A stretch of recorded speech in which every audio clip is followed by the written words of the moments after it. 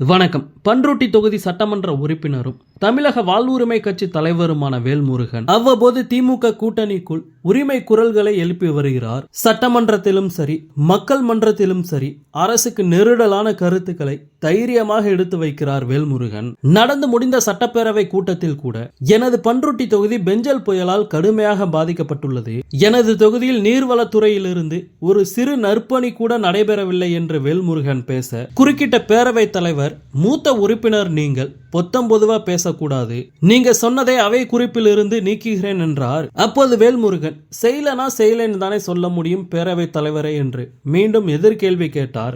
இப்படிப்பட்ட நிலையில் வேல்முருகன் செய்தியாளர்களை சந்தித்தார். அப்போது திமுக அரசின் அமைச்சர்கள் என்னை மதிப்பதே இல்லை, என் தொகுதிக்கு வெள்ள சேதத்தை பார்வையிடுவது கூட எனக்கு முறைப்படி தெரியப்படுத்தவில்லை, இதற்கெல்லாம் 2026 பதில் சொல்ல வேண்டும் என்று பேசினார். கூட்டணி பேசும்போது துணை சபாநாயகர் அல்லது வன்னியர் வாரிய தலைவர் இவை இரண்டில் ஒன்றை தருவதாக சொன்னார்கள். ஆனால் இரண்டும் எனக்கு தரவில்லை.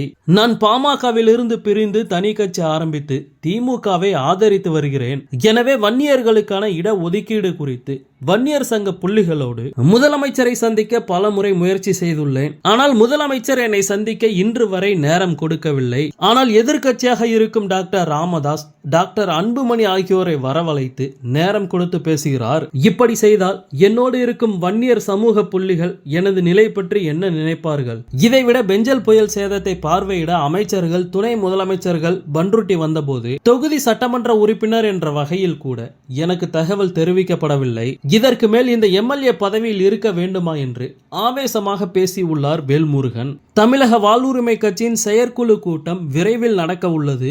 இந்த கூட்டத்தில் நிர்வாகிகளோடு ஆலோசித்து தனது எம்எல்ஏ பதவியை ராஜினாமா செய்யும் முடிவில் இருக்கிறார் வேல்முருகன் என்கிறார்கள் அவருக்கு நெருக்கமானவர்கள். வேல்முருகன் பண்ருட்டி தொகுதியில் 2021 சட்டமன்ற பொது தேர்தலில் உதயசூரியன் சின்னத்தில் போட்டியிட்டு வென்றார். அதனால் அவர் சட்டமன்ற பதிவுகளில் திமுக எம்எல்ஏவாகத்தான் கருதப்படுகிறார். இந்த நிலையில் தனது எம்எல்ஏ பதவியை ராஜினாமா செய்து கடிதமே தயார் செய்து விட்டார் வேல்முருகன். செயற்குழு கூட்டத்திற்கு பிறகு தனது எம்எல்ஏ பதவியை ராஜினாமா செய்துவிட்டு 2026 சட்டமன்ற தேர்தலில் தமிழ்நாடு முழுவதும் திமுகவிற்கு எதிராக பிரச்சாரம் செய்யும் அளவிற்கு ஆலோசனையில் இருக்கிறாராம் வேல்முருகன். இது முதலமைச்சர் மு.க. ஸ்டாலினுக்கு சற்று அதிர்ச்சியை ஏற்படுத்தி உள்ளதாக கூறப்படுகிறது.